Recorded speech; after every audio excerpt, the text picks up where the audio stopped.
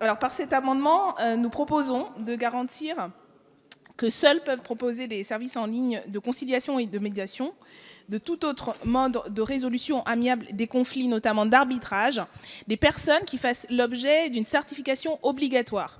Cette certification obligatoire doit en outre comporter plus de garanties explicites que ce que propose le projet de loi du gouvernement. Nous proposons ainsi une durée de 5 ans pour ce certificat, doublé de contrôles réguliers et aléatoires dans les conditions de droit commun. Cet article du gouvernement, cela a été dit par de nombreux collègues, et nous avons eu déjà ce débat depuis le début, s'inscrit dans une volonté de déchargement du service public de la justice sur le secteur privé lucratif. Le projet prévoit d'encourager le développement des modes alternatifs de règlement des litiges et même de les rendre obligatoires dans certains cas. Pour avoir accès aux juges, il est nécessaire, de notre point de vue, de poser des garanties fortes telles que nous le proposons dans cet amendement et effectivement de véritablement réguler la dite jungle dont il a été question et dont tout le monde fait le constat, mais avec des règles qui soient effectivement contraignantes. Sinon, il ne s'agit que là aussi d'un effet d'annonce qui n'aura absolument aucune faculté pour protéger, parce qu'encore une fois, si on régule, c'est pour protéger les citoyens et les citoyennes, et on donnera bonne conscience en maquillant avec les faibles dites certifications aléatoires, facultatives que vous proposez, ce qui sera à nouveau une jungle avec le vernis de la régulation, mais où ce sont en définitive les usagers et usagères qui seront les victimes des pratiques qu'il faut craindre de cette part-là. Voilà pourquoi nous reconnaissons l'état actuel, mais nous donnons les moyens et vous proposons de prendre véritablement les moyens pour encadrer de manière vraiment très stricte ces pratiques. Et nous ne doutons pas que vous adopterez cet amendement. Pas possible. Alors après, vous pouvez décider de considérer que les services des plateformes sont des services qui entrent dans l'exercice des professions judiciaires et juridiques. Vous pouvez considérer que ces plateformes sont des auxiliaires de justice. Ce n'est pas ce que nous faisons aujourd'hui. Nous considérons qu'elles existent, nous les encadrons, nous régulons, mais nous protégeons le périmètre du droit. Et Pour autant, je ne crois pas que cela fait perdre de son intérêt à la procédure de certification que nous souhaitons mettre en place. Pourquoi ? Parce que nous sommes dans le monde d'Internet, et dans le monde d'Internet, eh bien, je crois que naturellement, on arrive à séparer le bon grain de l'ivraie. Autrement dit, les plateformes qui seront labellisées, elles entraîneront la confiance des utilisateurs qui souhaitent pouvoir avoir recours à ces plateformes, et ce sont elles qui finalement attireront les utilisateurs entre deux. Dans l'article 2, vous avez étendu les obligations à faire appel à ces modes alternatifs de règlement des litiges et différents conflits. Et à ce moment-là, quand nous avons eu la discussion hier, nous avions dit, nous sommes nombreux et nombreuses à l'avoir dit, nous n'avons pas d'opposition à cela.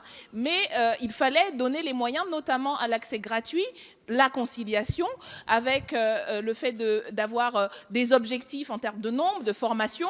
Vous avez refusé les amendements qui visaient à donner les moyens d'un accès gratuit, un accès pour tous les citoyens et citoyennes à cette mode de conciliation. Vous avez assumé de privilégier la médiation et la participation, qui sont des modes privés. Et donc, c'est très cohérent, privé et payant, effectivement, donc c'est très cohérent avec la suite, parce que votre opposition, Madame la Ministre, je suis désolée de vous le dire, aucun de vos arguments ne tient, ça a été dit par d'autres collègues. Quand vous dites que naturellement sur Internet, la labellisation va permettre, parce que les choses se font naturellement, mais enfin, là, pour le coup, vous redescendez sur tête. Vous êtes déjà allé sur Internet, vous savez bien que rien ne se fait naturellement. Et tout se fait par le jeu des algorithmes et de Google et de qui paie suffisamment pour être dans les premiers qui apparaissent sur l'écran. Et c'est comme ça que ça se fait, parce que c'est une jungle, celle du néolibéralisme, celle de la concurrence soi-disant libre et non faussée. Et c'est comme ça que des concitoyens et concitoyennes risquent très fortement, comme c'est déjà le cas, mais encore plus, de se retrouver avec des plateformes qui vont proposer des services qui ne seront pas, même s'ils sont labellisés a priori. Vous ne dites rien sur le contrôle constant. Nous, l'amendement que nous présentions proposait un contrôle régulier, et y compris pour faire en sorte qu'il ne suffit pas d'avoir le label un jour et ensuite avoir des pratiques. Donc, il faut encadrer, nous sommes d'accord avec ça, mais vous ne vous donnez absolument pas les moyens de le faire. Et franchement, l'argument constitutionnel ne tient pas à plusieurs titres, Madame Obono. mais aussi sur le fait que vous allez faire une réforme constitutionnelle, et nous pensons que protéger nos citoyens est plus important que la Madame liberté Obono. d'entreprise, Merci, et merci. vous avez l'opportunité de changer ça. Madame Obono, merci beaucoup. De 2 amendements qui visent, comme nous l'avons proposé, à sécuriser beaucoup mieux et à encadrer les processus de certification. Nous proposons tout d'abord qu'il puisse y avoir une certification des services en ligne proposés pour les modes alternatifs de règlement des litiges, qui soit aussi assurée par une commission composée de praticiens et usagers par l'intermédiaire d'une expérimentation. Seraient ainsi créées des commissions de certification dans les ressorts des cours d'appel concernés, et les services en ligne ne pourrait y exercer qu'après l'avoir obtenu. Cette expérimentation impliquerait que ce ne soit pas uniquement des experts techniques qui autorisent, mais qu'au contraire, ils soient directement associés des usagers et des praticiens, ce qui permettrait d'éviter que les services de fait dégradés ou quasi intégralement automatisés soient fournis aux justiciables, et garantir une non-numérisation du travail des officiers publics et ministériels. Par ailleurs, nous proposons, cela avait été déjà évoqué dans le précédent amendement de repli, que nous garantissions un contrôle effectif par la certification qui serait valable pour une durée de 5 ans, et durant laquelle des contrôles réguliers et aléatoires soient mis en œuvre.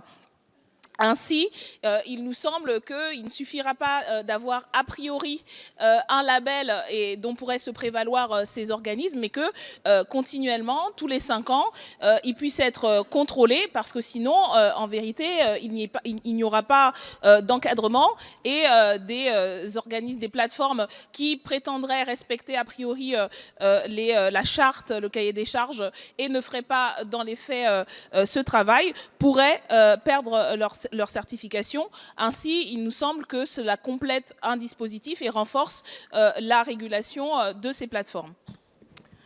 Un avis défavorable. Je pense qu'il ressort des discussions que nous avons eues tout à l'heure qu'il est important que cette certification soit donnée par un organisme accrédité, de haute compétence technique, qui a l'habitude d'opérer ces opérations de certification, et non pas par un comité consultatif composé d'usagers.